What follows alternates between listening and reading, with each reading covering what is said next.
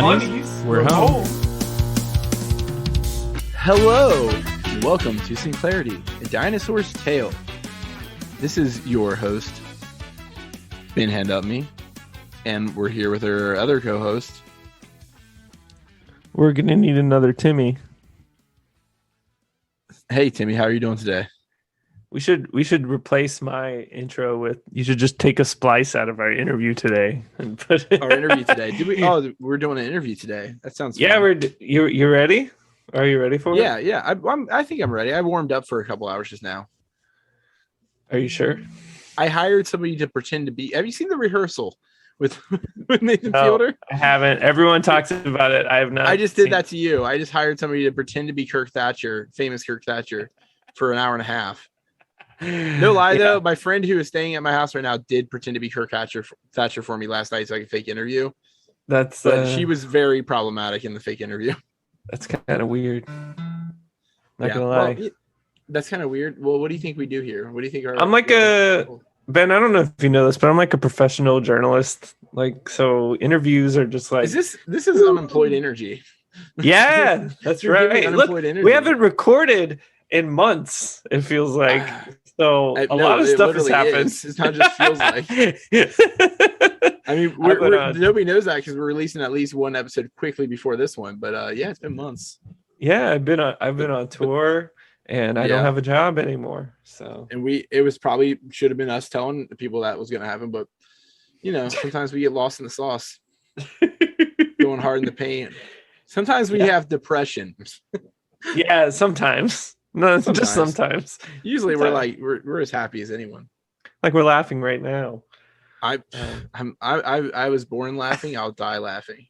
I don't know if that's true. I was born 7 pounds. I know that's true. It's written on a thing somewhere. That's a huge baby. No, I don't think my sister is 9 pounds and she's like 5'2" now. If that. We switched tiny places. You're just a tiny little lady. I was a little baby. I was born a fully grown lady, just like that song that only you and I know. God damn it! Wait, it's always good to reference. What song is that? Hard Girls. It's Secret the Dune. Yeah, I was gonna say I thought you were talking about Neutral Milk Hotel, but then I was like, everybody knows that, right? Except me. That's true. I was. My friend just posted a picture, and I could have made it look like he was doing like Ezekiel, but instead I put him on the cover of Airplane Over the Sea, where the kid's freaking his arm up. Because I'm a good person. But yeah, so this is Sinclarity, a Dinosaurs Tale, a podcast about Seinfeld. No, about nothing. That's what it was. Yeah. Except for we would be about nothing if it weren't for somebody named Kirk Thatcher. Yeah. So today's episode is a special, I guess you'd call it a bonus. We talked to Kirk Thatcher, who basically, I mean, without mincing words, he basically created the show. Like he designed as much as all of the characters. Al Gore did the internet, he did this show. Yeah, like all the character designs were Kirk, basically. Yeah, so. You know what? Now, like hindsight and future hindsight is 2020. I meant to ask him how it felt when Earl finally got a cigar and beer in his hand after that was the original design, and then it was like they wouldn't do it at first. They had to wait. Like, bring him edgier. They had to wait at least past the first season before they could do that. For real. We got our next podcast. We have to have a reason to bring him back. So I also wanted to ask him why he was in Spider-Man: Homecoming, reprising his role in that punk. That's amazing. Well, yeah. So we talked to Kirk for a while. We missed questions. Sorry. You're kirking hard. You're hardly kirking. That's all I always say. I mean, hopefully, maybe we can have him on again. I don't know. He was nice enough to give us like 2 hours. You probably won't hear the full 2 hours, but I mean, you'll hear as much as we want you to. It was a fun interview. Yeah. So I had a really good time. Yeah. But I've been so lonely lately. Anything's fun. And I've been so bored because I have no job. I just think this is the energy you're supposed to give off for people listening to your podcast. You're just supposed to be like, hey guys, you're all I have, like just no pressure. You all ever wanted. No pressure, baby. Needed. But yeah, so Margaret Thatcher, Kirk Thatcher. You're on the podcast. Yeah, no Maggie. It's a frog.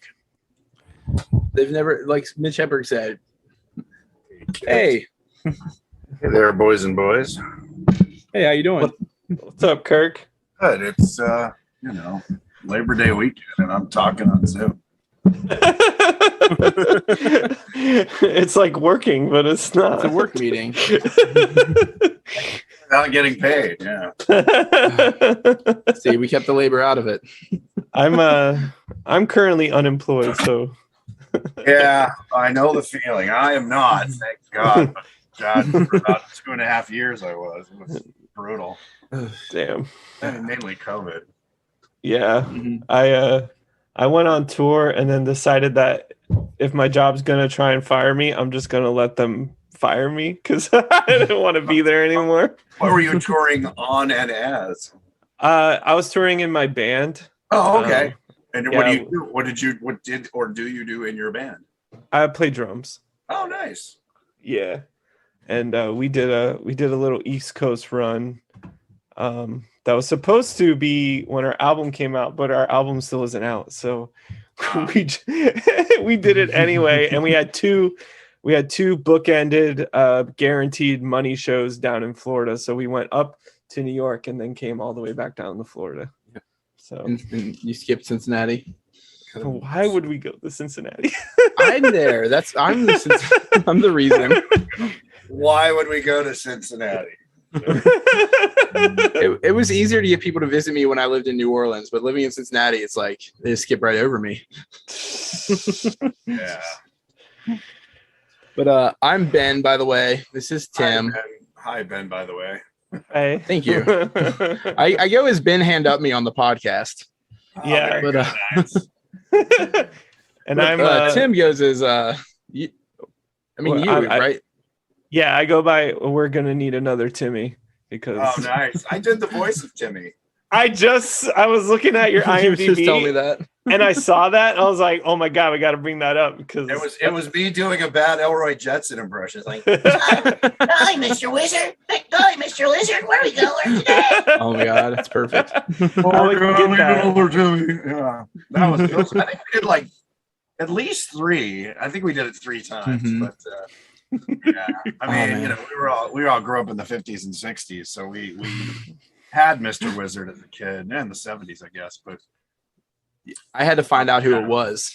I had no idea. yeah, I mean, anyone under the age of 40 now would have no clue who Mr. Lizard was a riff off. It's basically the Bill Nye the Science Guy of the 50s and 60s. hmm Might have drifted into the early 70s. I don't remember, but I think at some point in the early 90s when I was a little kid, they would rerun it at like really early in the morning. So that's I the do remember only that. reason I knew what it was. like on PBS or local access or something, because it was No, it was on Nickelodeon, I think. I'm really pretty Mr. sure. Like Dinosaurs or Mr. Wizard. Mr. Wizard. Mr. Wizard. Really? Oh wow, that's cool. Yeah. Unless I'm just making that up. But Yeah, you're Well, you lying. could It's be. your podcast. we lie all the time on here. It's okay. I mean, come on, fake news. That's what. Yeah, we fire all fact checkers. We don't need that kind of vibe killing. We had we pretended for a while that Brian Henson worked for this podcast. That was an accident because I called our fake intern that I was just talking to off camera, Brian, and then it got out of hand. He got fired for fact checking us though. So How many discreet listeners do you have, or I don't even know how they count it on podcasts. Just how many downloaded, or I I would say at least 100. discreet. I'm not sure. It's a few hundred, but it's like it Very really deep. depends on how like risque we get each week. You know. Very vertical. It's a very vertical market. yeah. Dinosaurs fans who actually listen to podcasts about dinosaurs. Yeah, that's Yeah. We're basically the Venn diagram center. It's just me and him. I So was we're gonna like, say. we got to make this work. I know there's like Muppet podcasts have covered it, and just Jim Henson World have covered it, and there was just that article in Variety, which I guess is what sponsored Yeah. this. Yeah. Yeah, because we were tagged in that. That was the thing, is like someone on Twitter who follows us and then follows you and Tim. Yeah, they like all tagged us in it, and we've already talked to Tim at least 2 or 3 times. That big blabbermouth. No, yeah, he loved to talk. I loved him, and he sounds really smart when he talks. I'm very jealous. I just sound like a regular idiot, but he's, he uses big words. And oh, he was great. We had him come join us to review one of his episodes, also a separate one where we just did like an interview with him. And it was a lot of fun. Which episode did you review? Of his, we did the I feel like there was a lot of TV in it. Network Genius. Yeah, Network Genius. I believe that was it. With the Happy Color shows and the Box Full of Puppies. Yeah, yep. Box Full of Puppies. That's the Happy Color show. I still sing that jingle when I'm with fellow writers and we're talking about network executives or streaming executives, and like, well, children like it. Will it play in Peoria? I'm like, oh, you want the Happy Color show? Happy Color show. It's the happiest show we know. I still remember because it's a great jingle with red and green and aquamarine and blue like the sky above, but our favorite color is love. It just distills the idiocy of network executives or non-creative trying to go, what will everyone like? And that's what that show was. So as Tim has said, he enjoyed biting the hand that fed him, but yeah. Who wrote that jingle?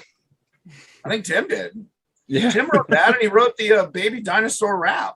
My God. Wow. Yeah. He wrote it with Stu Pankin, and I write punk songs about how we're all going to die. He writes. What's funny is, in real life, I'm much more cute and cuddly, and Tim's more a guy you would think would write angry punk songs. So we both are hiding from our true natures. He's I had my guitar ready just in case we had to play "I Hate You" at some point. Oh wow! What chords do you use? Because I tried doing it like it starts in B. Like okay, yeah, I hate B. B is one of those bar chords I freaking hate. Yeah, I think I had transposed it up to A or C or something. Yeah, like I mean, yeah. Anything you change it into, it's just you just go down a step back up. Yeah, it's like 4 chords. It's not hard, but I did when I wrote it. I didn't write music. I barely write music now. I just play. I started with ukulele and then moved on to guitar. Well, baritone uke, because I am a baritone and it's easier. I'm not like on so. Well, anyway, God, that's a deep cut. You know how to play "I Hate You." I'm sure Ben. You guys aren't really. You're stalkers. You're just calling it. Yeah. Well, just turn on the correct Google alerts and you'll find anything. No, but I was just watching like an interview you did about the punk song, and you mentioned that you grew up in LA during like with the LA punk scene being huge. Yeah, it was right at the beginning of it with the Ramones and. The Ramones were really big, and then locally we had TSOL and Fear. Mm-hmm. And I forgot they played on SNL. I remember that was a big moment. Oh wow! Yeah, the Fear one. Yeah, they played New York's All Right If You Like Saxophones. Yeah, we banned when we did a tour, like we did New York this year, but last year when we played in Brooklyn, someone put that on like our tour playlist, and I like immediately was like, no, we're not gonna listen to that. I was like, Fear's banned from the playlist. Well, it's funny because I was in a band in high school, and my bass player, or the bass player of the band, was a friend of mine who was a custodian, worker at the school I'd gone to, a private school, and so he was like 6 years older than I was, but he was an artist and a musician, and we'd become friends. So he played bass in my high school band. He was a really good bass player, and he was also in a prog rock band because we were more like rock and roll and did a couple punk songs.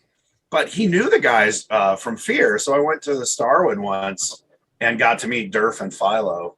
And what was hilarious was they're actually like biochemists, or that was their day job. They were in the sciences, and this was their outlet. That was some that's some Milo shit. I was gonna say that's like Descendants by the Lockerman. Yeah. And then yeah, it's funny. Like a friend of mine's a high school science teacher. He's in this insane punk rock art, like it's kind of punk rock and roll performance art band out of Kentucky. And like Kentucky. it's so funny because he's like Bill Nye for kids, or something. High schoolers. He's covered in tats and he has this alter ego in this band. Great. So there's something about science and punk or some theory there. Anyway, Yeah.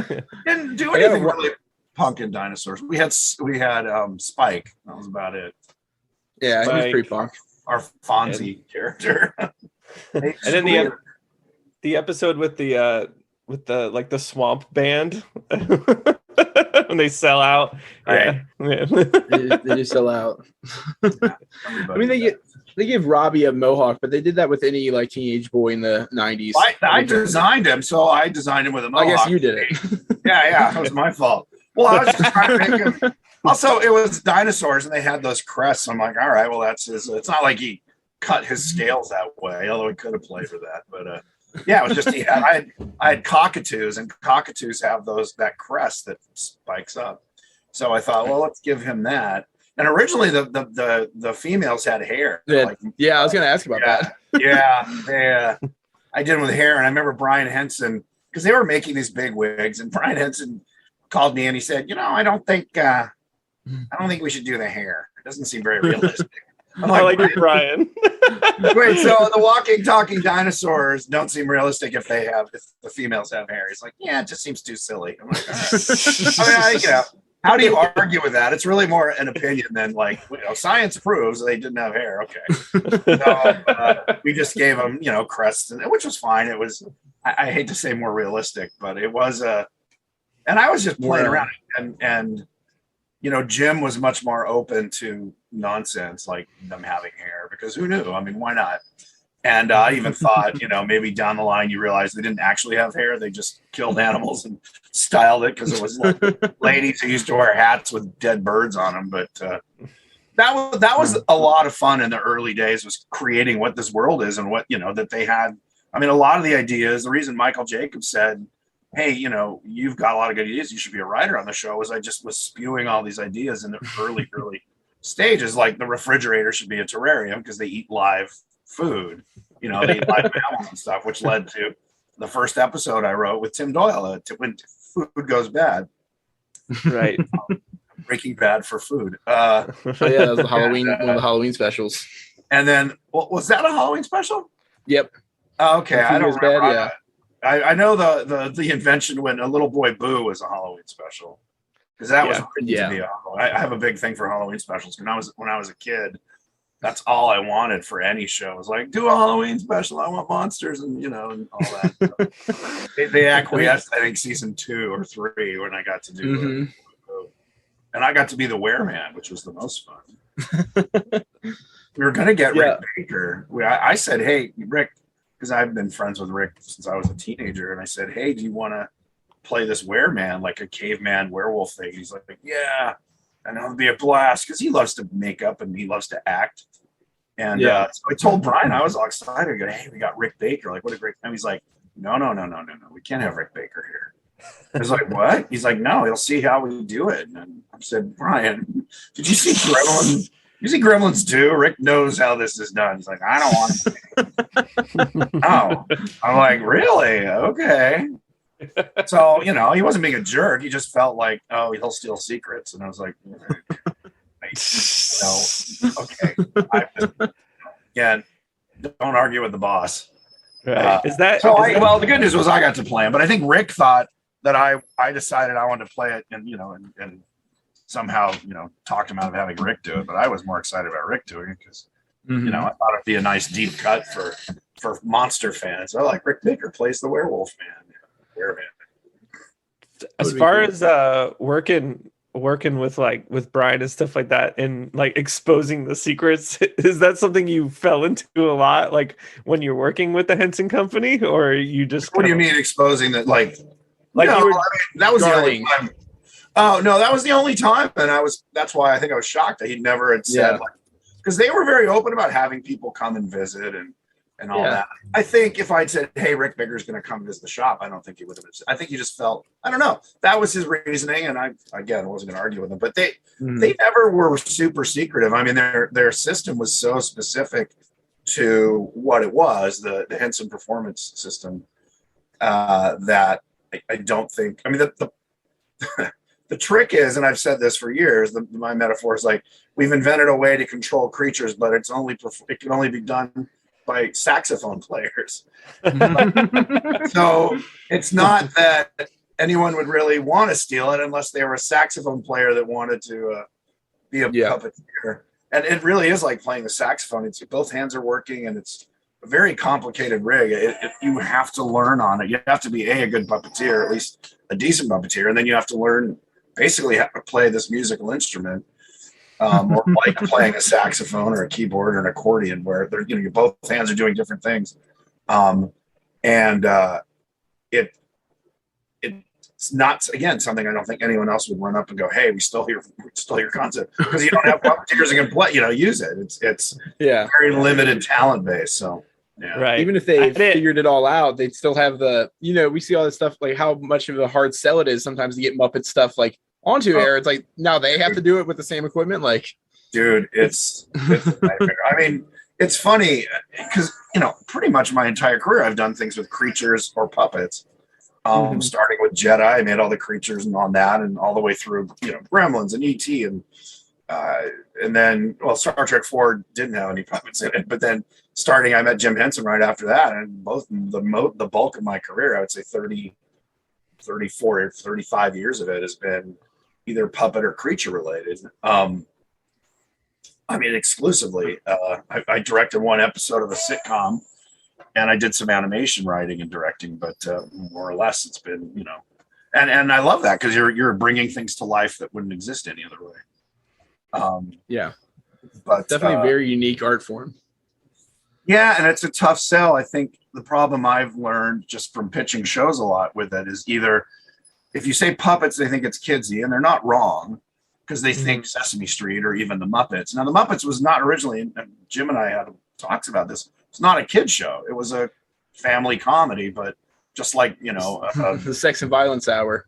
That's what people forget that, particularly the new folks that run the Muppets at Disney are very. I mean, Disney is just very, very cautious. I think because they think that the Muppets is a kid's thing, and everything has to be kind of safe or dumbed down, and dumbed down in that, like, I've heard this. Oh, kids wouldn't get that joke. I said, well, it's not for kids. This isn't Barney. This isn't Sesame Street. Oh, that's a little. And now even some of the puppeteers, because they came up, a lot of the guys who do the characters now are not, the original performers. And they came from Sesame Street, and they're very protective. A couple in particular, because they have kids, and they're like, oh no, we can't do a joke about farts or pee or or someone drinking someone's pee. I'm like, no, it's hilarious because and then you go, do you know where our competition is? It's not Sesame Street. It's like South Park. It's Ren and Stimpy. It's so I don't know. I've kind of matriculated out of Muppets, I think, after Haunted Mansion, because they just I don't know. Disney doesn't really respect anyone who worked with them. They just want to have new people do it. Oh, we've got Seth Rogen wants to do something. Oh, a guy had a hit TV show. He's interested in the Muppets. I'm like, yeah, well, I'm interested in James Bond movies, but that doesn't, I've written a hit Muppet movie. And that's the Muppet, the puppets in general, not the Muppets, but puppets in general, the redheaded stepchild of entertainment. Like, it's always thrown in the children's table. And if you do creatures, which, like, Christine McConnell was a creature show, and I really fought hard to not even have the PR say with Henson Muppets or Henson Puppets. I said, say creatures, because then people are like, okay, Gremlins or Dinosaurs. It's suddenly not little kidsy. So it's a tough sell. Yeah. It still is, yeah. It's funny. I just pulled up that show when you mentioned it, and I watched all of this show. I forgot that that's what it was. Christine McConnell. I watched this show like 2 years ago. Yeah, it's fun. It was really cool. She was, she was this Instagram artist who does amazing stuff. And her manager or some manager picked her up and had to try to develop a show with her. And they did a test with the Hensons and kind of went, okay, we're interested, but this got to be funnier. And don't focus so much on the making, don't show exactly how to bake a cake. Just hit the highlights to keep people interested, but make it, I said, well, it's half Martha Stewart, half the Addams Family, or the Munsters. And so I really had a blast with it. And and Christine did too. She was very stressed out because, she's not an actress and she was carrying, the show around her and about her. But I had a blast with creating those creatures, both in the design and the writing phase. I thought we did a really good job. We had, I think, 10 million viewers, it's some like Netflix will never tell you, but they said, hey, 10 million people have watched it. So we're like, was that a hit? And they came back and said, nah, can you do it for 200 grand less an episode? We did it for literally we begged. All our sets were free because we got them from NBC Universal. I mean, we did it for so cheap. And they just wanted to know, can we do it cheaper? Because I think they thought the budget would be like a cooking show. So anyway, we're not talking much about Dinosaurs. Sorry, we're just talking about. No, it's fine. I mean, no, it was cool I didn't realize you had written and directed that show, and I thought it was really neat. It was a really good balance. Thanks. Yeah, I created it for Christine. I mean, that was another thing. It was considered a reality show, so I didn't get created by credit. It was really annoying. So everyone thinks Christine, Christine just walked in and said, here's the show. And I don't think I even credit for directing it. I finally put it on IMDb, but I think I was just a producer with like 5 other producers. So Kirk, obviously, as far as the internet says, you kind of got your start working with Lucasfilm, or you were working with Jedi, Return of the Jedi. Yeah. Was that like straight out of like college? Were you like straight out? I was right out of 1 semester of UCLA. Yeah, I had befriended Joe Johnston back when right after Star Wars. His mom went to the same church as my mom, and I was a huge Star Wars fan, as was everybody between the ages of 3 and 25, I guess. And anyway, she came home and said, hey, met a lady whose son worked on Star Wars. Like, what was his name? She's like, Joe something. I'm like, Joe Johnston? She's like, yeah, that's it. And it was like, I have his sketchbooks. So I met Joe, and he was super nice. He was like 9 years older than me. I was 15. He was like 26 or something. So, he's like 11 years, 9, 10, 11 years, not that much older. And he showed me around ILM, which was like a mile from my house. I looked at it recently on Google Maps, and I could ride a bike there in like 20 minutes. That's how close it was. So I just grew up near there, and that's why he was living in Van Nuys. And so he gave me a tour. They were doing Galactica at that point, and I just stayed friends with him. I showed him like I'd done some model kits and creatures. I just was a effects kid before it was a thing, There was like one magazine that showed stuff about it back then. This is 77. And anyway, stayed friends with him. And then Empire came out when I graduated high school, like 79, 80. And that summer, after I graduated, myself and my brother and 3 really good friends that we grew up with did a road trip. We drove up north and went to Yosemite and stayed, like a few days camping. And then we went to San Francisco, stayed a couple nights in the city. And then on the weekend, I'd asked Joe, or there was no email, I called him. I said, hey, can we get a tour of the new ILM? And they had all the stuff from Empire. So we went in on a Saturday up in Marin County and got a tour. And he was super nice, showed us around. We got to hang out in the model shop and see the Wampa and, the big Millennium Falcon. It was just amazing. And then I went to UCLA for a semester, whatever they called it. So it started in the fall. And it ended sometime in mid-January. And I called him up and I said, hey, because I wanted to be a film major. And they wouldn't even let you touch a camera until you were a junior. And I'm like, I've been making movies, since I was 10 to 11 or something at home, Super 8. So I was like, this is really frustrating. So I called him and said, hey, is there any way I could work at ILM? I'll sweep the floors and make coffee. I'm going to run Xerox machines. I just want to be a part of, I knew they were starting the new Star Wars movie. And it was funny because he said, "Who did you talk to?" I said, "I mean, I didn't talk to anybody." He goes, "I just put your name on a list yesterday for people they should interview." I'm like, "What? Seriously, who told you?" I said, "I don't know. I don't know anybody there except you." And so I had this sixth sense or something. I don't know. It was just perfect timing. So I went up like 2 weeks later and interviewed, and they hired me as a creature tech because I knew how to make molds and cast rubber and paint it. And I'd left this, what I didn't say was I'd left this creature I'd made, this rubber monster head, that summer before when I'd taken the tour, and it had become the mascot of the rubber room, they called it, where all the creatures were done. And at that point, all they were doing was the dragon from Dragon Slayer, the dragon babies, and the dragon head, and the exploding melting heads from Raiders. So it was the size of a garage. It wasn't a very big room. But then when they were gearing up for Jedi, they got this whole new building next door. And my first job was painting it, the inside, on a scissor lift with an airless sprayer. So for like 4 days, I painted just industrial level beige paint on drywall, and then I cleaned that up, and then I set up metal shelving. It was really grunt work for about the first month, and then I set up the paint shop because I knew how to mix up the paints and everything. So it was great. I mean, and then I learned how to make creatures from Phil Tippett and Chris Whale, and Don Berg and Dave Carson and Tom Sandoval. I mean, just the amazing crew that George had assembled. And then the rest is history. Yeah, that's like, as a huge Star Wars fan, that's fucking awesome to me. But it has a lot of your kind of story there has a lot of similarities to like Bill's too. When we were talking to Bill, how he was kind of like he heard about the Dinosaurs, so he's just like, I'll do anything. I'll come in and I'll sweep the floors or whatever. And they were like, hey, you want to try out in this big giant suit? Wait, Bill Beretta? Yeah. He grew up with Brian Henson. Yeah, I know. That is a leg up. It wasn't like he just walked in and said, hey, I mean, he knew Brian, and he and Brian had worked at Sesame Place. But Bill was not a puppeteer at that point.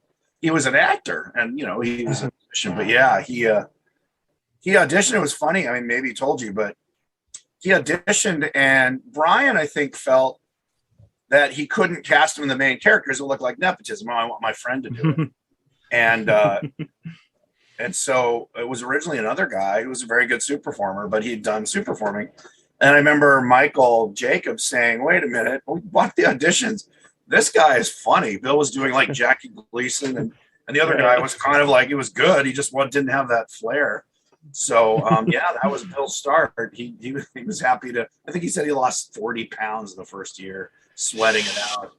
He would talk that he would and they would get special drinks and stuff, and they would get like juices and everything like that. I mean, it's brutal work. That suit weighed like 50, 60 pounds, I think. And with the head, it was probably 80 pounds because, it was crazy. Yeah. But he was amazing. He was just this natural. I mean, suit performing is a weird thing because you have to think, especially with that thing, you're thinking outside your body. You're adding 4 feet to your midsection, and, none of you is showing, and how to move right so it doesn't look overacted. Like Worlds like, hey, he just had this amazing talent for it. And then it turned out he was amazing talent as a puppeteer. Yeah. So he was great. He was really it was just luck and happenstance. Yeah. So it's that thing of like, hey, follow your dreams, man. What have you got to lose? Like, if they didn't hire me at Star Wars, at least I still, I could, like, you're not going to be any worse off than you already are. Yeah. Right. Were there any like specific creatures that you helped design that people would recognize? I designed all of them. From Jedi, all of them? Oh, sorry. I think even Yeah. Yeah. I'm on the Star Wars things. You mentioned Star Wars, and Tim is lost. He's on Star Wars now. I designed some paint jobs. I was too low on the totem pole. I did some maquette designs, but they weren't chosen. So I just worked on all of them, but I didn't design any of them. Okay, so I designed some paint jobs. No one ever came up to you and was like, I hate you for the Ewoks.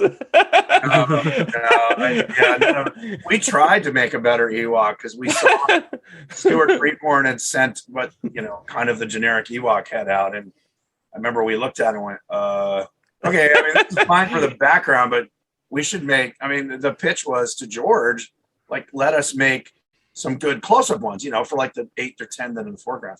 So Phil, I think, sculpted up a head, or Dave Carson did, and I punched the hair, and we made realistic eyes, and it looked like a giant severed chipmunk kind of, you know, creature. Yeah. Basically like what they did, but you could look at it up close and not go, oh, that's just, you know, vacuum formed eyes. And George looked at it and he said, this is nice, but we don't need to spend the money on that. He said, I just wanted to be like teddy bears. And like, but they look okay. I mean, again, you don't argue with the boss. Merchandising. Yeah, obviously it did not hurt the movie. I mean, not as much as Jar Jar Binks hurt. Oh no. There's like a lot of Jar Jar Binks apologists out there nowadays. You know, they'll I met defend the that guy. I met the guy who did it. He's a lovely guy, and he got a lot of hate. That wasn't his fault. Yeah. He kind of made up this character, and George's like, "Yeah, go with that. That's great." Everyone hates him. It's like, dude, he didn't walk in and go, "Here's what Jar Jar is going to be." Yeah. I feel bad for that guy, but yeah, there are apologists. It's just a lot of kids who grew up with the prequel movies as like their first movies, you know. Yeah. So well, that's their entry drug. I mean, I realized all the big franchise movies. I grew up. I was the age where you saw the first, like even James Bond. I saw, you know, was a Goldfinger like when I was a kid in a drive-thru, like when I was 5 or 6, you know, so even that. I think I was talking with somebody. That was the beginning of big franchise films. James Bond was the first one that, you know, every couple of years they come out with a new Bond film. And then, you know, now with Star Wars and Star Trek and Indiana Jones movies, it's more of and all the Marvel movies, it's kind of a Hollywood standard. And it's overflowing. Yes. content. Well, and IP, you know, IP they already own. They know it's a hit. That's, as a creator, I will say my biggest frustration, and I'm not alone, is selling an original idea in Hollywood right now. It's like, was it a kid's book? Was it a hit kid's book? Was it a song? Is it based on a game? You know, is it Legos? Is it, you know, like, we'll spend the money on that because that's a known quantity. So, you know, I don't think Dinosaurs, when somebody asked me, I don't even know if it was on a podcast, but I was having a conversation about it and asked, do you think Dinosaurs would get made today? I said, oh, I doubt it. Because A, the cost, and B, like, we're not going to spend that much. I mean, if the Henson Company pitched it, you know, maybe, but their stock isn't super high right now for original programming. You know, they're doubling down on, well, and it's not them. It's just nobody wants to spend any money on something that hasn't already been successful in some way or another. Yeah, because I think the risk. I don't know if we talked about it with Tim or Bill, but we talked about like what a reboot would look like, kind of. Yeah. And well, I already thought about it. Like, mine is it's nuclear winter. The dinosaurs have to wear coats. The mammals are getting bigger and starting to challenge them. The herbivores have died off. So the carnivore. So my idea, the baby's like 18, lives in the basement, like plays video games. There's no real jobs for him. Like all the jobs, like tree pushers. His dad had to retire. Are you talking about my life? Yeah. Well, that was it. That was the whole point. It's completely relevant to today. And, you know, on the news, there's guys like B.B. Richards was like, climate change is baloney. It's just the weather. The earth goes through cycles. It's just cold. Dinosaurs have lived forever. We're not going to stop us, you know. And we're so confident about these cycles of the earth. I'm just like, yeah, exactly. It looks bad. Yeah. Just play it as exactly it was then, you know, and they're still arguing over, carnivores who want to become an herbivore and whatever. It's literally the same. Even like, you know, there's the episode about the Clarence Thomas and the Hill trial. Yeah. And like, you do that now, it'd be the same exact episode. It'd be the same problem. Well, the whole thing, I again thought about that. What if you lay an egg, but you can't afford to have another kid? Is it okay to, throw the egg out, like crack the egg, or let a carnivore eat it, which is kind of gross. But you think of the metaphor, Yeah, what do you do with an unwanted egg? We have an unwanted egg, and they're dinosaurs. That's a life, and it's like, well, not if you don't sit on it, it would die. And you can do all the same story. I mean, literally, can almost do every news story now, and then also a part 2 on every story we did. Mm-hmm. Exactly. Where the world has not changed much at all. Right. Well, for the worse. Yeah, it's just getting colder, and they have to wear boots now because their toes freeze off.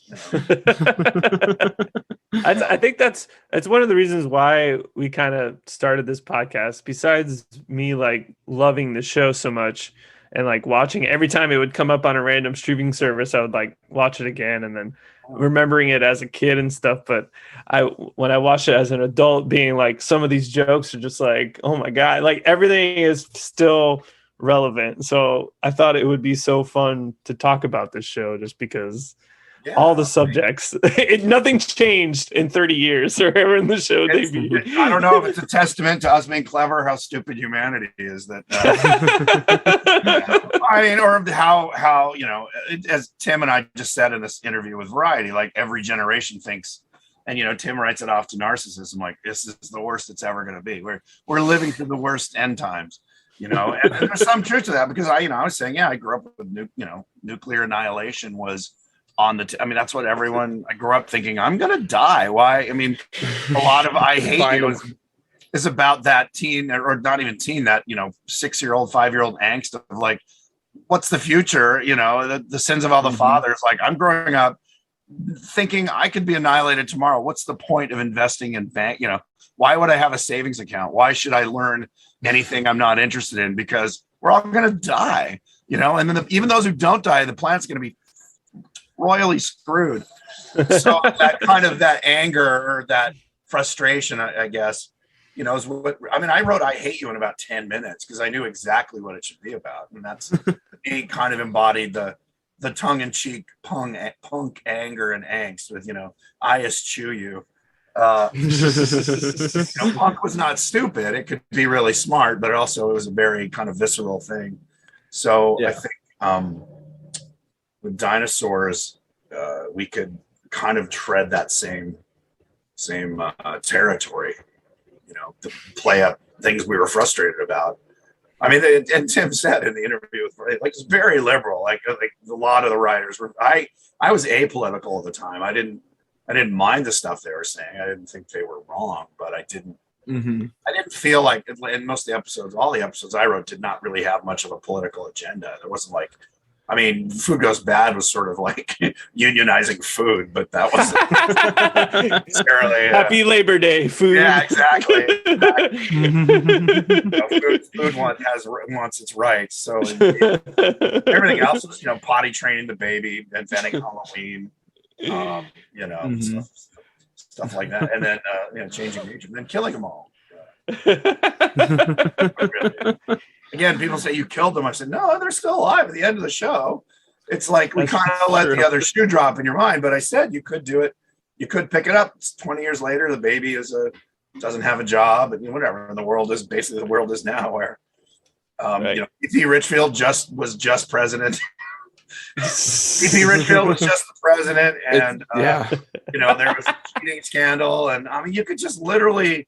It writes itself. That's the scary part. It's almost too easy. You could do a first season of 20 episodes and not even have to stretch your mind of like what's happening. The baby. I had a whole thing of the baby. He wants to be a game designer. That's all he does is play games. YouTuber. He wants to be a YouTuber. Yeah. No, that's Charlene. Charlene is the. Yeah, Charlene would be an influencer. She has a kid. She's a single mom. Her husband was an herbivore, which was a shock to the family. Robbie is. He sells energy drinks. He's involved in the MLM. Drives some version of an electric vehicle. And his dad. Yep. Earl's retired, just sits in his chair and watches TV and yells at the TV. I don't know what Fox News would have been. It would probably be some version of like Richfield News or something. But the thing is, we tried to skewer the left too as much as we could. For you could do a whole thing about woke wokeness. Oh, with yeah. Dinosaur. Like, I mean, Robbie is kind of like a fake woke dinosaur at times too. Yeah, I think he he won't would care be, about his sister at all, but like he would right. talk about it like, care about reproductive rights for dinosaur girls, but his sister's like, well, you're just an idiot. Yeah, I mean, I think that's the fun of it. In fact, when Jim Henson used to say, and one of the things I repeat a lot is like, if you can do it with people, don't do it with puppets or or creatures, because it's always going to be better with that. But if you could do these parallels and metaphors and not offend anybody, you do a show about herbivores and carnivores, LGBTQ people aren't going to be offended. Like you're going to, I portrayed, again, I had a straight person portray an herbivore. Well, that's, you know what I mean? I guess Robbie was a carnivore dinosaur portraying an herbivore in that. Well, he played around with it. He played around with being an herbivore. He was curious. Yeah. It was like the most.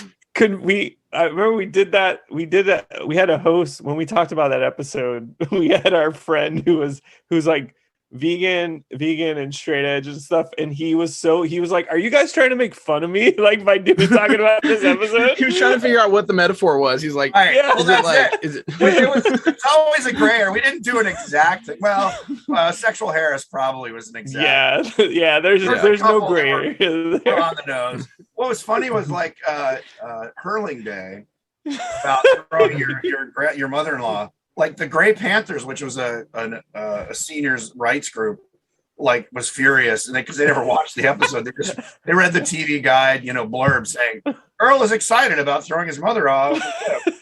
Robbie questions the validity of it, and they're like, "What? Just because she's old? And like that's what's wrong with society?" And we're like, yeah, that was the point. But if you watch it to the end, you might be angry with us. So it was fun. I can't believe there's a group called the Gray Panthers, and I'm just now finding out about this.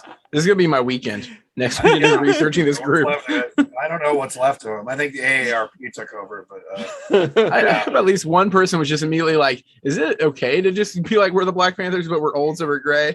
Like they could come up with a better name. Yeah, but they got some ink because of that. Ooh, the Gray Panthers. Is that old Black Panthers or is it? Yeah. And then there's mixed race elderly people, the leopard panthers. Oh my god! It's a gray area. It's a Gray Panther area.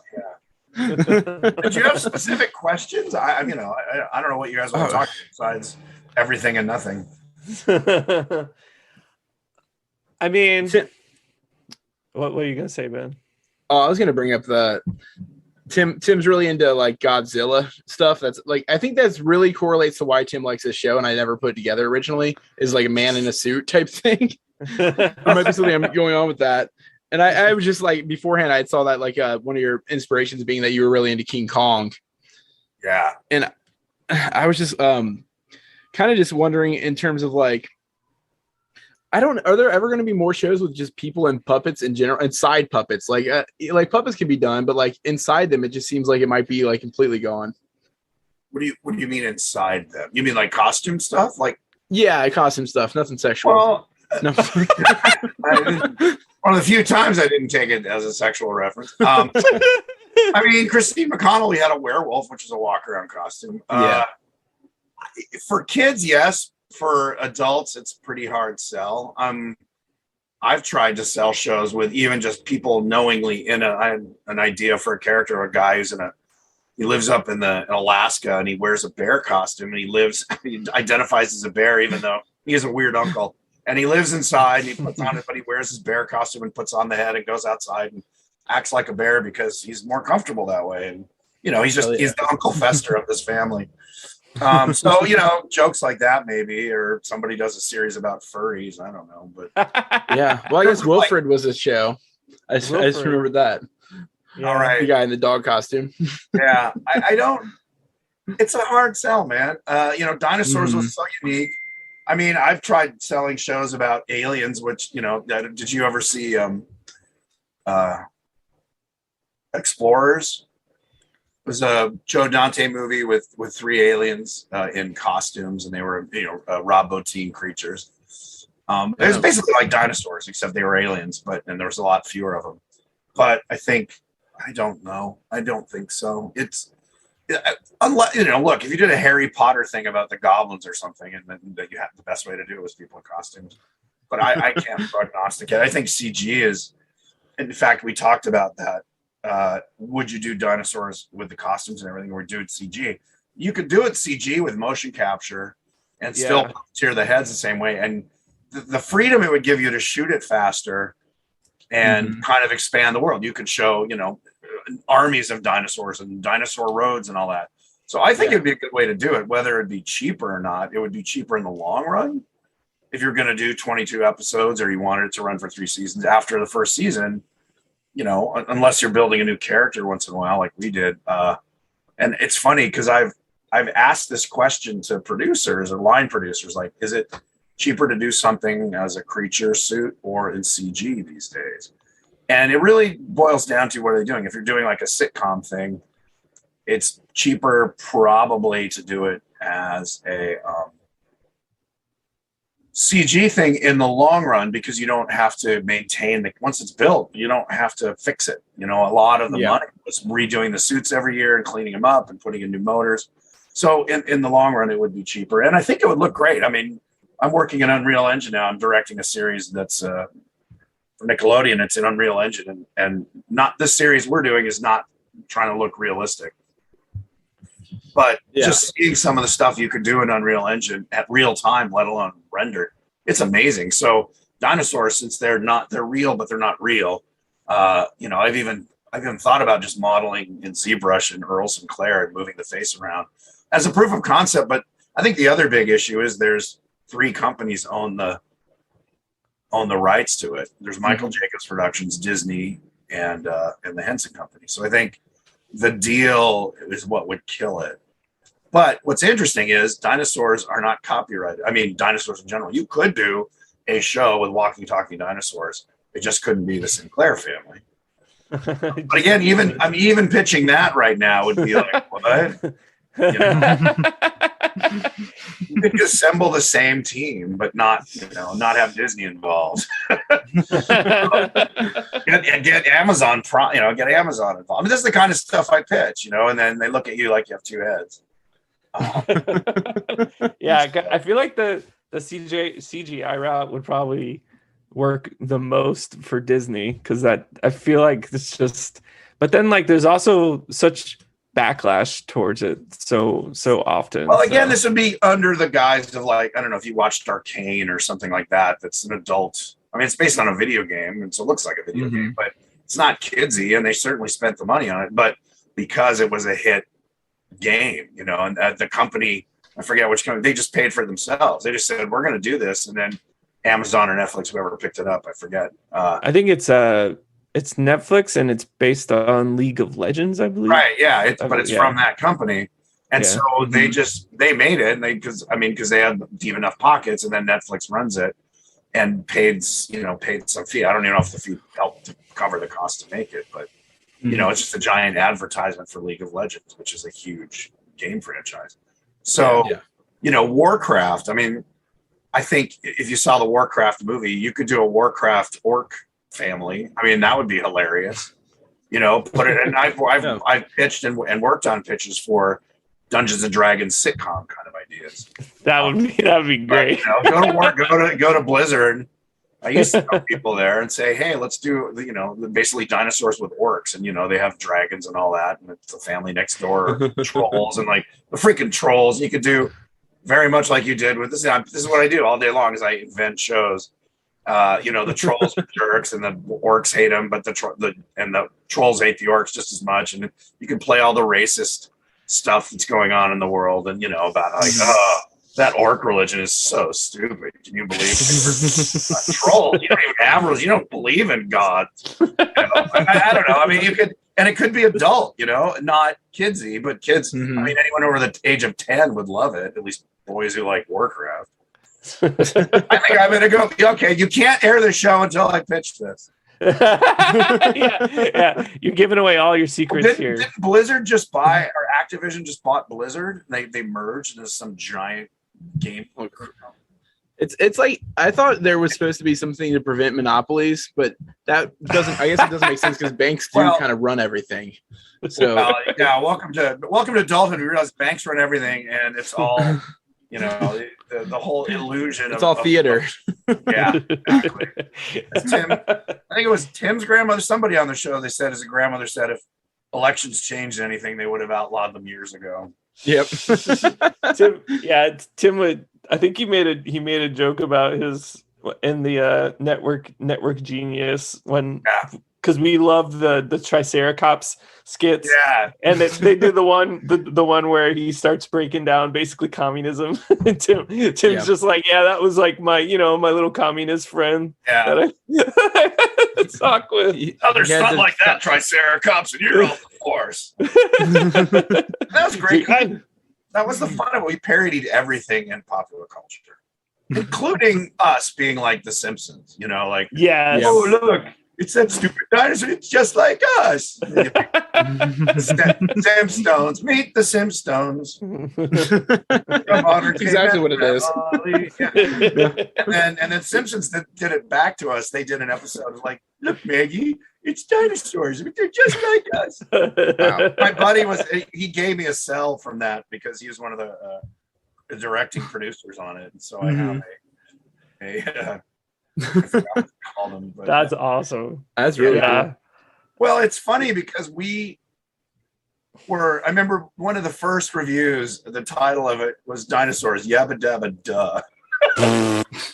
And I will say the first couple episodes were pretty softball-y, just about like, another mouth to feed. And, it wasn't particularly as spiky as it got.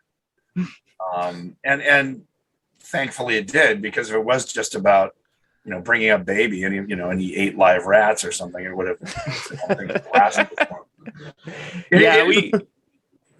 I was going to say that the first season is a little lackluster. I think when we started getting into like the second and third, it was Hurling Day was good. We at least got Hurling Day out of it. Yeah. It was, we're trying to, every first season, you're trying to find your legs and what works and what's not. We quickly knew that the baby was going to be the breakout. Oh, yeah. But we didn't want it to dumb. So we did these political stories with the baby as the center, Usually. The baby's the Messiah in the one episode. Yeah, exactly. The naming of the baby. And that, baby, that episode was great. Yeah.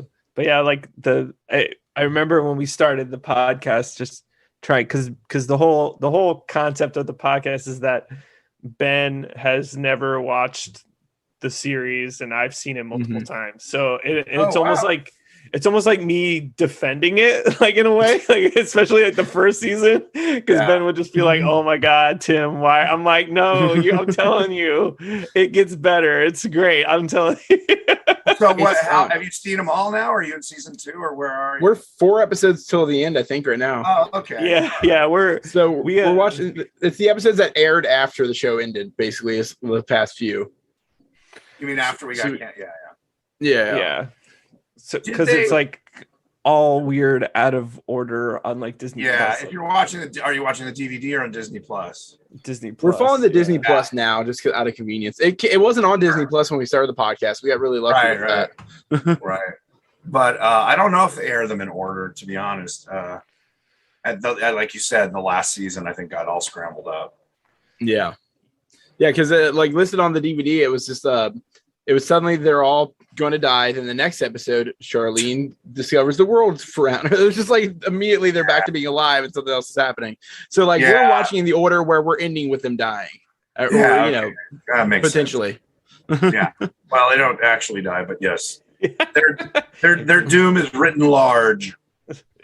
I think we're gonna find them frozen somewhere, and we're gonna unfreeze them. And then that was Tim's sketch, but I think that would be like what to me that's like a bad TGI Friday idea, like the dinosaur next door. Yeah, I hate anything that's I don't think those worlds would merge well. I think continuing them in an ice age is funnier and more poignant than like, oh, they're just like us except they're lizards. I don't know. I think that makes it really kidsy. It gets dopey. It becomes Small Wonder with dinosaurs. Yeah, just a bunch of jokes about Earl figuring out what a cell phone is or whatever. Like, Yeah, exactly. it's just, yeah, it's Or tired. Earl ate the neighbor's dog, or ate the neighbor kid. It was being annoying. I mean, yeah. I even pitched like a TV movie where they're back, but still in their time, not. Maybe a crossover with the next Jurassic World. But they keep life finds a way. They recreate the Sinclairs. Oh God, I like watched that meme that went around with them creating the baby dinosaur and Earl Sinclair as the T-Rex stomping after the baby. Mm-hmm. Yeah, we get sent that all the time. Yeah. Not as much as I do. Every time. I mean, literally, it's been like for 4 years. Have you seen this? Like, yes. Have you seen the rap where Biz Markie is BP Rich? Yes. Man, now I made a T-shirt that was Earl and Roy making out. So now I gotta wonder. Like, I'm sure nobody sent that. I did not see that one. No. That's good. I was thinking about the fact that you designed the characters, and I started to feel ashamed for a second. I was like, only because I didn't draw it very well. That's why I was ashamed. Oh, well, there you go. That is valid excuse to be incredibly embarrassed. What are the weirdest questions you guys get or requests for the show? I'm really curious because the fandom is not very organized like the other fandoms I'm a part of or aware of, like Star Trek and Star Wars, and it's a much small. I mean, anytime something comes up, on my Facebook feed, I'll get like 5 or 10 people like, "Oh my God, I love that show. That was great." But there's no kind of rallying. I mean, you're the only thing I've ever heard of that even says, "Hey, we talk about this one show." Right. I don't know. Like, I feel like a lot of it is kind of based in like an already built-in Muppet fandom. Yeah. So sometimes we kind of branch out of that fandom. Yeah. Yeah. So like, because even we've thought about the future being like, okay, so the show ends and there's no more episodes. Like, what are we going to talk about now? Like, I plan to kill us off. We're gonna get nuclear wintered. There you go. Yeah.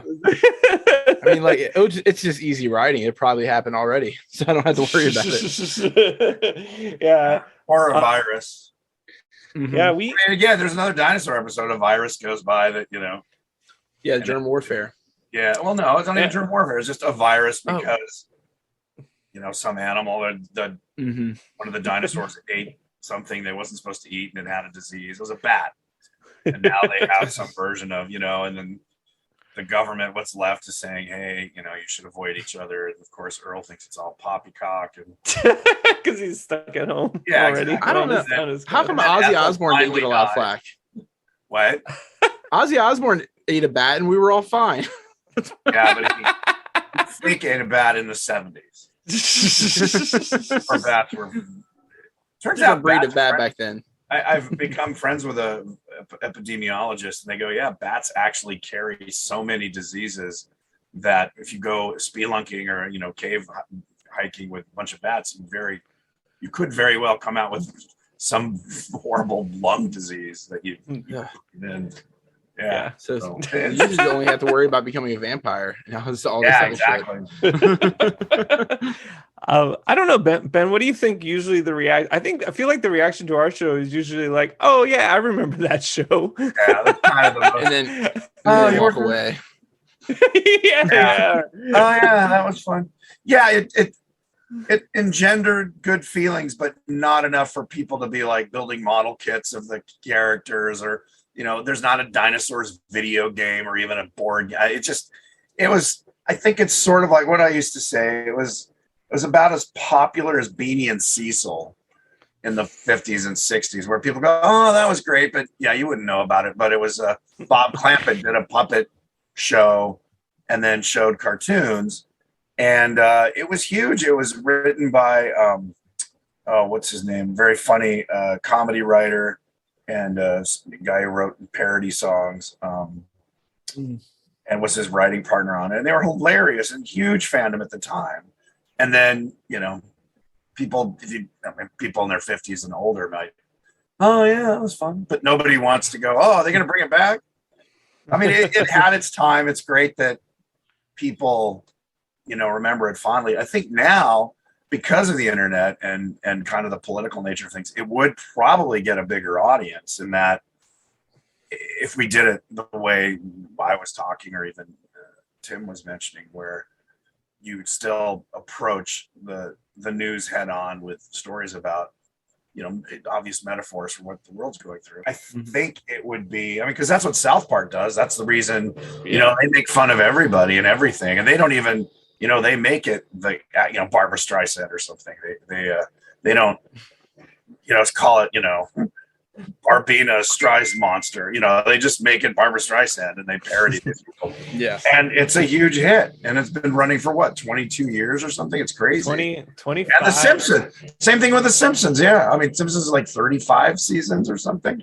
And it's because they tackle modern problems and they're funny. I mean, you can't just go, ha ha, Republicans are bad and liberals are stupid. I mean, that's not clever enough to sustain. Yeah, only You if gotta work so much harder for a laugh now. You podcast with Ben Shapiro or something. Man. But yeah, what was I was gonna say something and no, I forgot. Really clever. Well, that's fine. Yeah. Yeah. Really smart.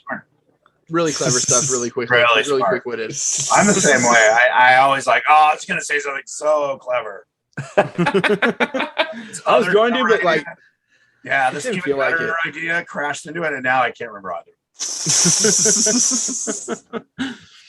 it. I know. Now I remember. I was gonna mention. I remember when we talked to Tim. Like, I know you mentioned that you knew someone who worked on The Simpsons. Tim was saying that like they would get him and the other writers would get so jealous of what The Simpsons could get away with just because they were on Fox and y'all were on ABC. The irony is they were on Fox, which now probably, you know, it was successful enough that you know, because it became such a Republican sort of stronghold. Yeah, we were considered a kid show, and they would balk at us doing. Although we kind of got to fly under the radar. But The Simpsons got to be really smart. And part of it was, I think, you know, our showrunner, Michael, he kind of wanted to be a family show, not a snark fest. But, you know, he was very tolerant of I mean, I don't think Michael ever killed an idea just because he thought it was too much. He was pretty supportive.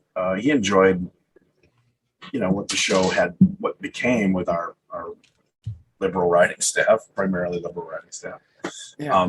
I don't think anyone on it was actually conservative that I can recall. I mean, I remember the John Birch Society or something akin to that about 1993 said that Dinosaurs was the most seditious liberal show on television, which I thought well, like one of them was watching it and got it.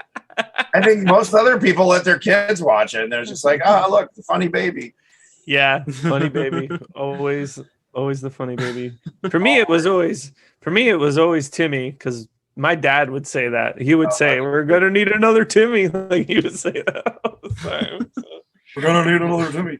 Here's a trivia thing. The guy who puppeteered and did the voice of Mr. Lizard played the Tar Man in the Tar Man zombie in Living Dead, Return of the Living Dead. Oh, wow. Yeah, how's that for a career crossover? There's a Jeopardy question no one would get. He played the Tar Man zombie in Return of the Living Dead and also and puppeteered Mr. Lizard on the TV series Dinosaurs. Who is Alan Troutman? Ding ding, that is correct. Oh, it's Alan Troutman. That's funny. Yeah. I was gonna say. So it's been about a year since the Muppets Haunted Mansion came out. Yeah, almost. Can you like? And I know you had a major role. Like, how was working on that? Was it harder I had been trying to do a Haunted Mansion in Halloween, not Disney Haunted, a Halloween monster ghost kind of for probably 30 years since the early 90s. So, and I'd said that to the new people running the Muppets are now kind of housed at Imagineering, where before they've changed hands I think 5 times now, but now they're with Imagineering. So the new management took over, and they met with me and some of the other Muppet people, and I said I would love to let's do a Halloween special or a movie about I'd already written 3 with Jim Lewis, the other Muppet writer who's retiring this month. This is his last month. We had written one that takes place in Transylvania at Bunson's uncle's, Bunsen Honeydew's uncle's, castle, which became Muppet Monster Adventure video game. And then we wrote a Ghostbusters meets Beetlejuice kind of movie about the Muppets, the 4 main Muppets getting killed or getting transitioned into ghosts, so they aren't actually killed. They come back in the end, but half the movie's in the afterlife where they're kind of dealing with that Beetlejuice crazy world, and then the other one is them trying to fight off this ghost who's going to marry Miss Piggy and become human again or become alive. And the other Muppets are left trying to save, I think it was Kermit, Gonzo, Fozzie, and Scooter or something, pull them back from the afterlife using spells. It was crazy. It was really funny. And that didn't go anywhere. And then Jim and I wrote another TV special that took place in New York. And it was the Muppets it was like a haunted Broadway thing with monsters. And the Muppet Monsters were upset that they weren't able to do any specials or anything. And so they took over a musical like theater piece that the Muppets were doing. So anyway, I kept trying and trying, and at least I got paid to write them, and they never got made. So they 2 years ago, during the height of, or just before COVID hit, they said, "Hey, would you be interested in doing a Haunted Mansion Muppet special or a movie?" At that time, and I said, "Absolutely, I love the Haunted Mansions. One of the reasons I love Halloween and Haunted Mansions." So I pitched an idea, and at the time, Bill Barretto was going to be one of the producers, and then Kelly Younger and I were going to write it with Jim Lewis Consulting. And then COVID hit, and we were going to shoot it. It was supposed to come out in 2020. So this was like 2019, and COVID shut it all down. So it got bumped a year. But anyway, we wrote it, and it was originally going to be a 90-minute like movie length. And then I kind of no one told me, but I figured out Disney had greenlit a Haunted Mansion movie. So they suddenly went, "Nope, it has to be 45 minutes." And we're like, "What?" Oh. And they were like, "Yep, 45, maybe 47 minutes." I'm like, "What? It just has to be under an hour." And they were really weird about it. And then I realized ultimately, oh, there he is. Yeah, I love that. Think of Richfield. They were making and doing it, and they didn't want to, in their mind, steal thunder from their Haunted Mansion movie. So it became a 48 minute TV special. And the story was the same. We just cut out scenes and cut out another plot string. And so it was great. I got to write it. Then Bill came on as a writer. So it was Kelly, Bill, and I writing it. And then I was always going to be the director.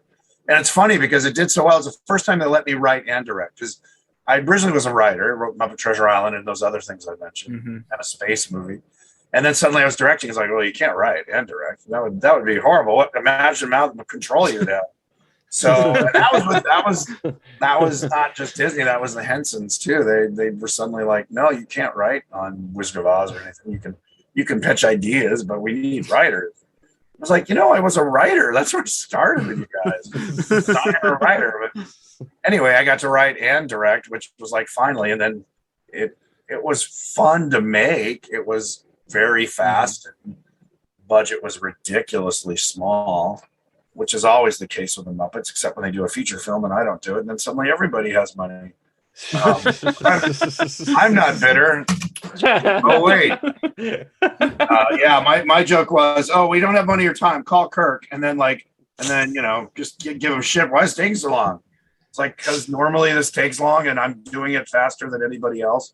And then they do have other people do it. And, the budgets are like, "Well, we went 4 days over." Like, well, okay. Yeah. And for whatever reason, I think the new management's not really fond of me, probably because I worked with the Muppets longer than any of them did if you multiplied it by 5. I'm for some reason I'm on their do not hire list right now. So Sorry, that was awkward. no, you're good. I I'm really on your wanted side. to. I wanted to ask you kind of like about that process of writing and directing for the Muppets. Like, do you, when you go into it, is it more like you have the actual, like the Muppet in mind when you're writing for it, or do you have like an overall plot? Well, both. I mean, Haunted Mansion, to me, it was like, well, let's just base it on the ride. I mean, the linear story that the ride tells, and expand it a bit. But I always have a character in mind for whatever the roles are, because they really inform the plot. Mm-hmm. I mean, character is story. If you ask any good writer or any writing book on writing, it's like, you don't just have Kermit the Frog is now the boss of a company and he's firing this pig. I mean, it doesn't seem like Kermit. That's the unique thing with the Muppets, is like, you kind of have to play to who they are, but also they can play roles. Like in Treasure Island, the idea was Kermit was that the Captain Smollett was this monster, and then it's Kermit, and he's really nice and fair and an even-handed guy. But Sam Eagle's like, oh, he's terrible. He's tormented by inner demons. No one can stop him. And Fozzie was a goofy idiot, which is kind of Fozzie. He's just insecure, so he's an insecure rich kid who has an imaginary man that lives in his finger. Gonzo and Rizzo are basically opportunists who are. So you have to think of who's playing what, and usually either against their type, which makes it funny, or secretly their type, or obviously their type. So it's a little different. It's sort of like casting, like, oh, Brad Pitt would be perfect for this. You kind of write, or Jack Black. You wouldn't cast Jack Black and Brad Pitt in the same role, probably.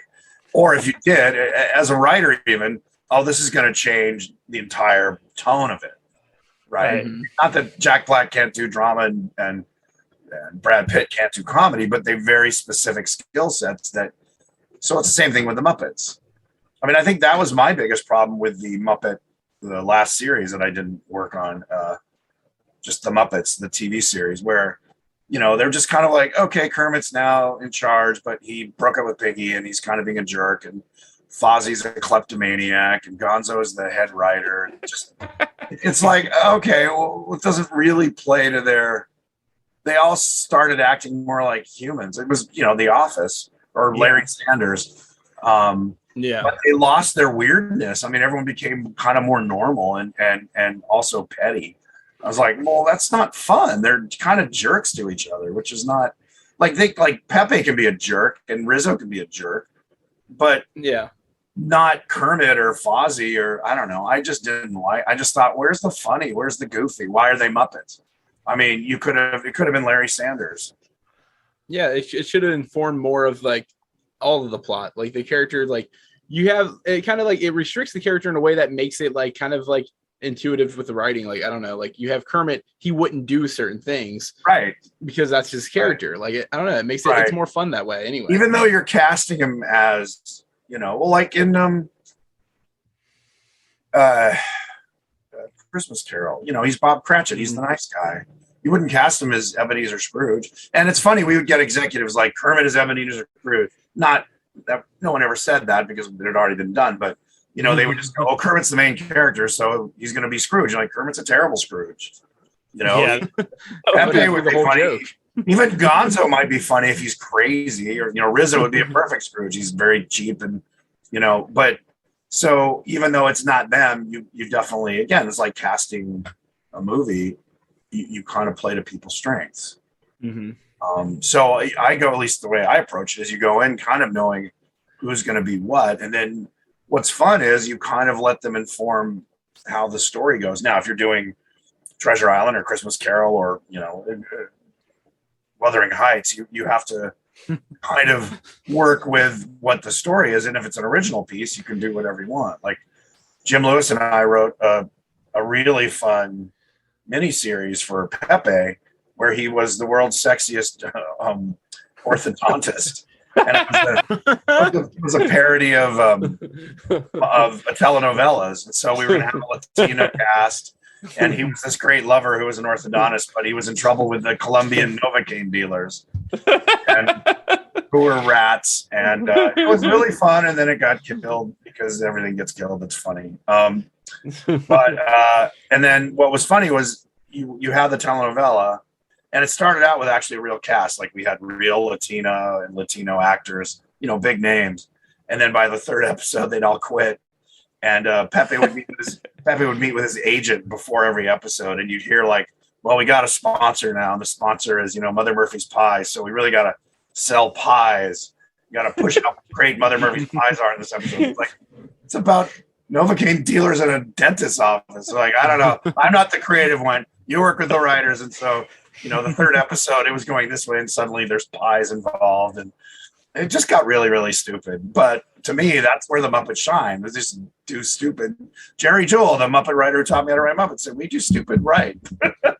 Yeah. And we do stupid really good. And the other thing he would say is, if something was really dumb, he goes, "It's worthy of us." So I think the TV writers they got for the Muppets were all clever sitcom writers. And they're like, "We're not going to write stupid stuff. We're going to make them all clever and have it be cutting and insightful." And I was like, yeah, well, don't do it with the Muppets then. Yeah, I mean that didn't go well with SNL Muppets either. Like, that's a whole nother story. Why that? Yep. Because the SNL writers didn't want to write for it, and the Muppet guys just couldn't. So it was the mucking puppets as they were called. I love that. I've always wanted to do a creature type, that kind of weird hybrid, glass eyes, but sort of felt and foam with feathers kind of show. When I first started with Jim, I'm like, let's do something like that. And he was behind the idea. It was just all the other stuff that came down the road. I mean, Dinosaurs was kind of the closest, that was like, oh, let's do that. So I gotta ask, which Muppet would play Heathcliff in Wuthering Heights Muppets? This is where I've been stuck for Link Hogthrob or Kermit. Okay, I mean Link Hogthrob would be the big broad obvious one, and Kermit would bring more heart to it. Be less arrogant. Yeah. Link is a good sort of foible for big idiots. Who are blowhards. It's our Patrick Warburton. Yeah. Not that Patrick Warburton's an idiot or a blowhard, but he plays those kind of guys. He plays them well. This Kronk is still one of my favorite. Squeaker, squeaker, squeak, squeaker, squeak. I was talking about that movie earlier today with somebody about when it came out. We both watched it like nonstop, and I was like, "It's my favorite thing David Spade's been in." Yeah. It's funny. It's funny. It's a great movie. Then the middle kind of sags, and then it picks up again. But you forget kind of the boring when he's off and sad and alone, and Yzma and Kronk haven't found him yet. And it's just kind of like it's that middle. It's that second act drag that was why Cabin Fever existed. I was like, God, when I was a kid, the second act was always boring, and I'm like, let's do something nuts. And in the book, it said the ship was clapped in irons, meaning there was no wind for like a week, and they just sat there and they started getting, cabin fever. They don't use the term cabin fever, I don't think, in the novel, but I said, but that's what it is. So I said, let's do a big song number where they go nuts, and it's just, and the songwriters Barry and Cynthia just knocked it out of the park. And so, I think it needed something like that to keep it alive. But I still love that movie. And just just her voice. I mean, those two voices. Yes, Yzma. Yeah, this is the Goose voice and the voice for Goose. Just I don't know. I noticed that with the Homer earlier. You nailed Homer's voice, and now nailing the Patrick Warburton voice. I've done voice. I had a voice career for a while, but it was I might bring it back. We'll see. Now that I mainly work at home, it's so much easier now. I don't have to drive 30 minutes there and back to Burbank, lose 2 hours out of a day to audition to go. The new Taco Bell taco is chock full of beans and rice and everything that tastes great. Robbie Risp was always getting, cousin Oliver. He would always get those because he just has that kind of, hey dudes. It's funny because I'm like, I do character voices. I do, well now you kids just better get, I'm doing weird stuff like that. And they're, can you sound like an excited teenager who's going to a water park? I'm like, I can try. I do have a movie. I have a role in a movie coming out this on Disney Plus. I can't say much about it, but I think it's going to be announced next week. Where I got to do a very deep Scottish accent. I'm on camera, but I got to do a character talk like this. Shrek 2. I'm Shrek. Actually, it'd be They did 8 of Shrek. those. It would be Shrek 6, yeah, or 7. Someone made a joke about Shrek 4 the other day, and I was like, wait, there was a 4th Shrek? And I don't There's get at the least joke. 5. I think saying the next one would be 6 is accurate. I think it would be 6. I always thought I always picked, Shrek goes Hawaiian. Come on, Sophie, Yeah. we're going to learn to surf. Oh, You Shrek, just do the that'd be whole great. Ernest thing. Well, they made TV specials. I think they made like a couple, like Shrek Halloween, Shrek Christmas. I think they milked that cow dry. Young I Shrek know- should be the next sitcom. I know what it was now. Someone who I know is a teacher and has a child in their class named Brogan, and I was like, "What kind of name is Brogan?" And someone was like, "It's from Shrek 4." I was like, "What?" Oh man, I named the kid after Shrek 4. Mom was Brenda and the father was Logan. So they said, Brogan. and Linda just didn't have the right ring to it. That's literally how my mom's name is Joanna, based on two of her parents. Two of her parents. I said, out of all of her parents, 2 of them, Joe and Anna's names. Hey man, Some people have 2 parents. It was the 60s. You don't really know. There weren't DNA. There's no way of knowing. There's no way of knowing how many parents you had. Exactly.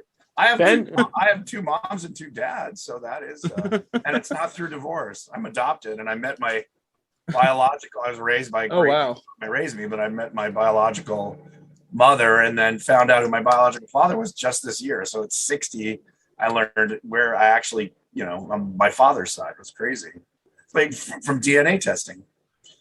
Yeah. And I wrote a sitcom pilot about it. I actually just saw your interview about that on another podcast where you're talking about pitching that idea. And they're like, we have something similar. It's about somebody and their wife, not liking their wife's parents or something. It's like, that's not similar. It's not all similar. Yeah.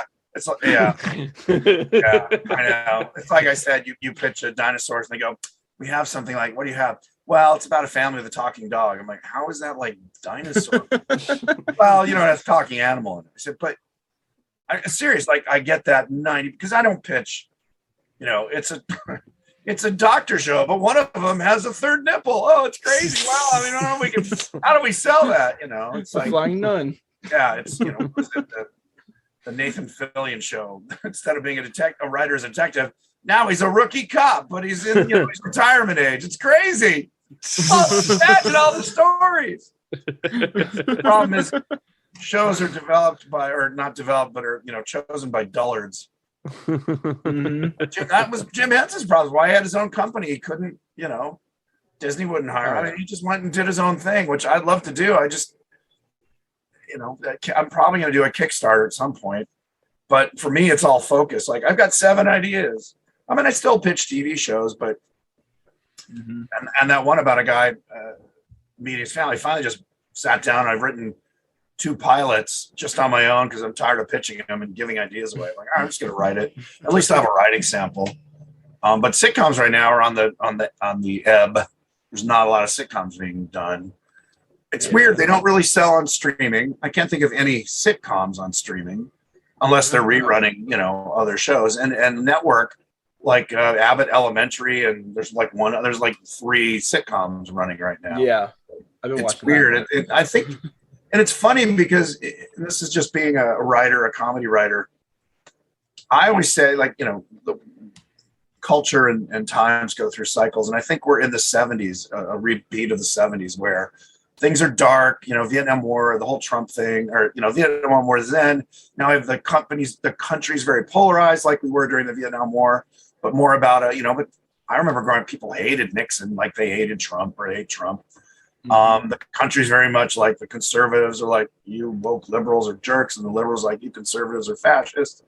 And nonsense comedy. That's when Monty Python and Steve Martin and all this kind of completely absurd comedy became popular. And so I'm hoping that my brand of absurd comedy, because people are just like, I don't want to deal with reality. Reality is awful right now. So I feel like that's exactly what fucking Tim Robinson did with I think Yes, we should with leave. I Think We Should Leave. It's so absurd. It's absurd. My problem with it, it's lazy because it's like it's a fun idea, but it like I would say Monty Python would take absurdity, but then play it out really cleverly. They would apply, I don't know, and it just seems like it's two guys and they both want a banana, and then they're stupid about it, and it ends up with one of them marrying the banana. You're like, okay, but really, that was it. I think most of the time I watch it and I think about 2/3. I'm like, what? That was it. And then there's one or two an episode. I'm like, okay, that was actually clever and funny. But the others are just, I mean, it reminds me of me and my friends in high school or college having some beers and just being ridiculous and thinking it's hilarious, and the next day going like, that was funny in the moment. But I even friends who are fans of it. Friends who are fans of it say, yeah, I mean, half the time it's just weird. Yeah, it is. It's absurd, but I don't know. Maybe it's very just Midwestern. So there's a lot of people, only Midwesterners seem to like it as much as I guess also Tim here down in Florida, but Florida is the Midwest. It's just the crazy Midwest. Florida will hire the same guy. Just where are you, man? One does bath salts. Where are you? Northern Kentucky, Cincinnati area. Oh, okay. Yeah, I love Louisville. I go to Louisville at least once a year. See good friends. Oh yeah. Yeah, I go down. Cincinnati is not in Kentucky, if I remember my geography. It's the airport is for some reason. The bridge. You literally just cross. Oh, I know. There. Well, it's a little. It's like 40 minutes across the bridge. Yeah, I've been literally right across the bridge to whatever that town is, because that's where my Newport. My friends who live there. But and I had a friend of mine who, when I go visit, I stay at her place, and she's like, "Do you want to go to Cincinnati?" I'm like, "Well, what's there?" She's like, nothing. He goes, "We really should drive to Minneapolis, St. Paul." I'm like, "Oh, Twin City." She's like, "Yeah, that's amazing." How far is that? That's like a 5-hour drive. I'm like, "Okay, that's not a day trip." Yeah, you're right. I only go to Cincinnati to see Ben. That's it. Or you go to Olive Garden when you're here sometimes, and you just don't even see it's the best. Go anywhere. He's family. I go to exactly. I go to Columbus. I have good friends in Columbus, which is only a couple-hour drive. It's every band that plays, like every tour of a band I like, they go to Columbus, they skip me, and they go to Louisville. I'm like, come on, guys. Yeah, fun. Take the hint, man. Take the hint. No. I love Columbus and I love Louisville. I've never been to Cincinnati, and according to people who live near it, they're like, yeah, there's no reason to go to Cincinnati. Yeah, I know. I think we drove through it on the way to Columbus. Would you drive through Cincinnati to get to Columbus? Is it on the main road? Yeah, there? You would take 71. Yeah. And we drove right through it, so I got to see it. It was more. There were more tall, modern buildings than I had imagined. No, we're a real city, I promise. No, I know. Yeah, like that's nothing compared to where I live. I tell people where I live, and they're like, "Where's that?" Because are you in the Panhandle, or where are you? Where I live in Clearwater area. in a little town called Dunedin. I know Clearwater. Yeah. Well, I'm north or east, or I'm north of Clearwater. Oh, okay. Well, so but you I'm say Clearwater. Like I say Cincinnati, but I mean Latonia, Kentucky. Oh, okay. So you wait, but then how are you not in Louisville if you're just south of? Because Louisville's still about 45 minutes from me, I'd say. Okay. Yeah. All right. Yeah. I can't claim it. I can get a baseball bat from there, but that's about there it. You go. Well, you want to get your bourbon from Louisville. That's what you want.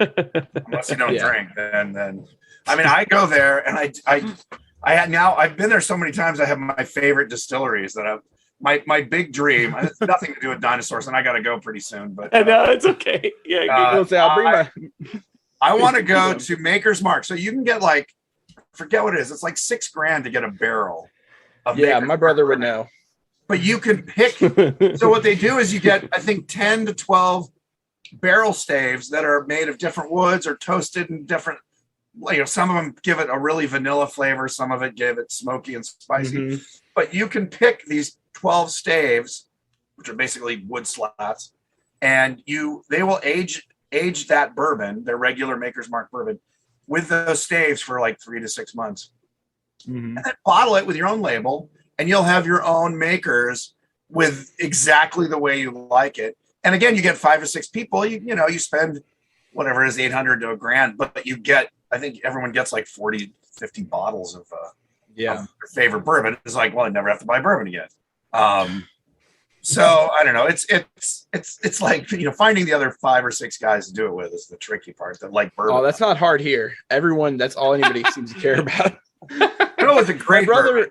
is obsessed. My brher has a lot of expensive bourbons, and he has but like there's- casks that are waiting for him in 17 years and whatnot. Oh wow. Okay, that's crazy. I'm not like I don't want to drink it now.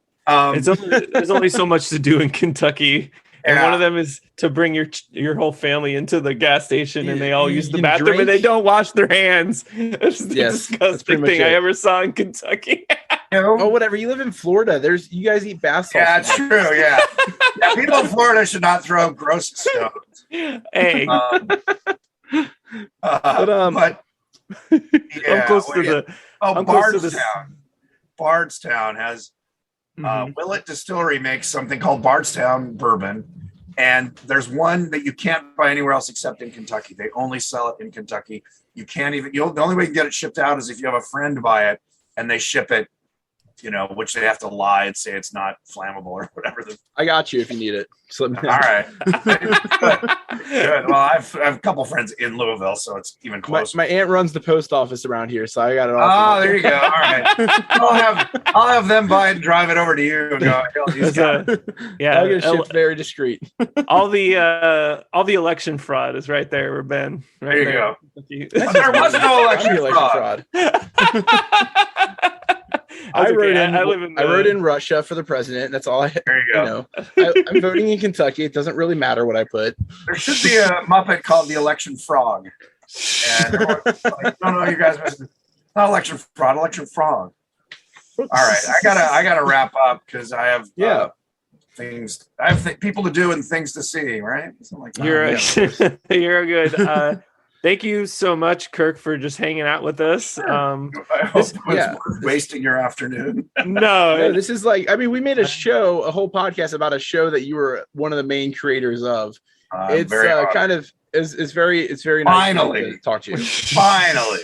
We you know, Tim said he was gonna set us up with you, but then you know, he said that he just couldn't pull it. He couldn't pull the deed. Oh, He really? was too busy. He was too busy trying to figure. figure out how to use his Tesla. Yeah, I know. That's Tim. Poor He was, little rich telling us- guy. Yeah, he's telling us, he's like, I got this Tesla. I don't know how to use it. I'm like, we have different lives, Tim. Yeah, exactly. yeah, He's done well. He's done well. he showed us a royalty check on stream. I think it's for like rules of engagement or something. It's some random really? For 80 cents. Yeah, what a wild man. But yeah, no, it's really awesome to talk to you, Kirk. It's even thanks, guys. cooler. It's even cooler to know that you're the voice of Timmy. I'll do your voice message. Hey, it's Jimmy on the Mr. Lizard Show. I can't come to the phone right now because I'm lighting this hydrogen. I'm lighting this bottle of hydrogen with. Looks like we're gonna need another Timmy. There you go. Thank you, Kirk. Thank you so much. Yeah. You guys have a good one. Happy Labor Day. Yeah, Thanks. yeah. Happy Labor You Day. too. Thank you so much. We'll go ahead and tell you now. Thank you to Zach George for editing the podcast whenever we happen to make it.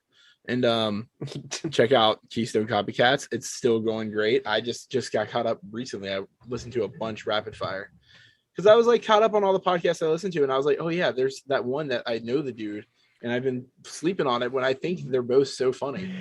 What season are you talking about? Are you talking about the newest one? I'm on the newest one, I believe. So What's the trope? Oh boy, I forget what the trope. It's a was. movie I didn't know about. It was Rashomon. Yeah, Rashomon. Yes. Okay, so That's where I'm at. you finished that season. Okay. No, I think I'm on that season. Oh, okay. I'm No, in I the got in caught up, like- between. I'm Oh, at the yeah. end in between. So And so that's where they're at for real now. Is like they're in between seasons. yeah, or whatever? because now that I don't have a job, but also when I went on tour, I lost I didn't listen to any podcasts on tour at all. Like I thought I You can't might because you're with do. people. I know, and I could Mhm. pop in my headphones and do it, but I like talking You to look the rude. people in my band. Yeah, you don't get to see them very often. They'd be like, "All right, guys, love you all, but I'm gonna listen to my friend Zach right now." I wish he was in here. Bye. Yeah. So Keystone Check that shit Copycats still going Check good. out some Scout Network. Oh Still yeah, going see, strong. I was gone on tour. I got to play 2 shows with Jer, the band. Did you really? I Jer. didn't know that. They were the last 2 shows. I think I mentioned it in this interview. Unless we take that part out, but yeah. I mean, that we might got be to the part play. where I was renewing our Zoom subscription.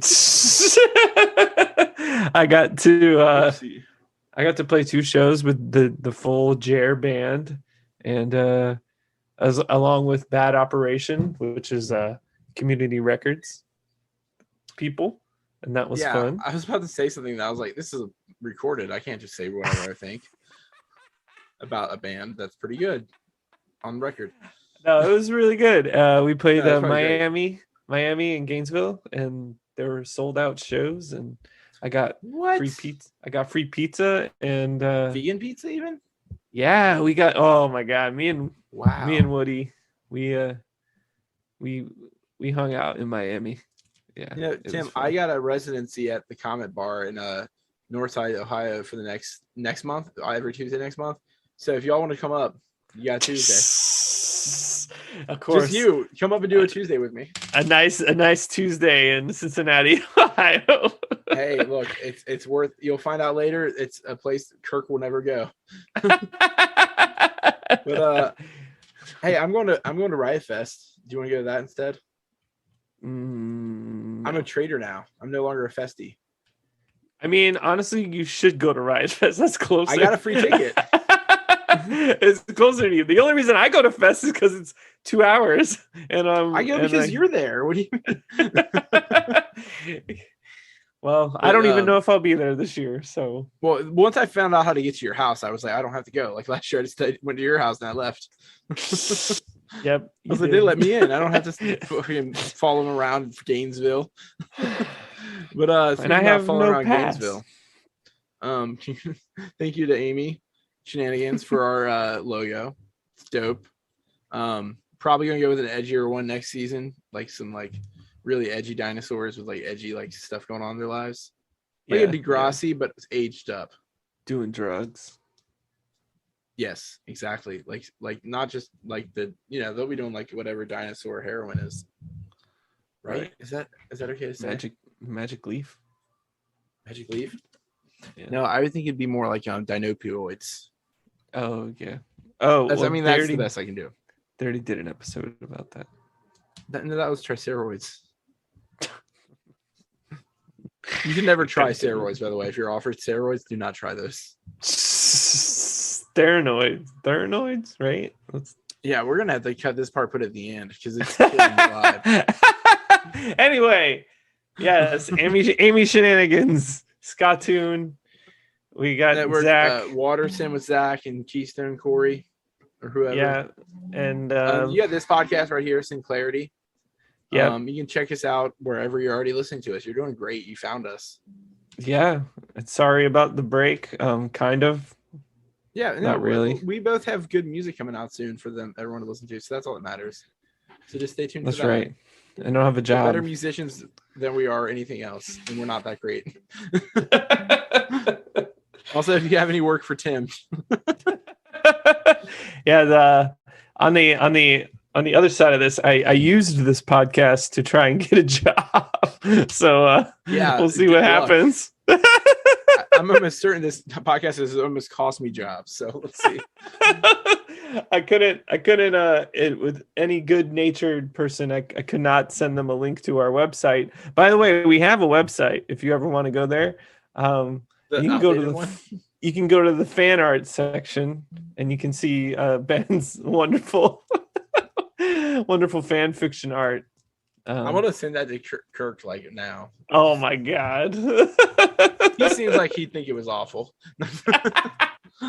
He's way too good of an artist. I'll feel bad. That's the only reason I was ashamed. I was like, I don't care whose tongue's in whose mouth in this show. It's fine. Like Millhouse with his big dripping hog, it's fine. Nothing's off limits.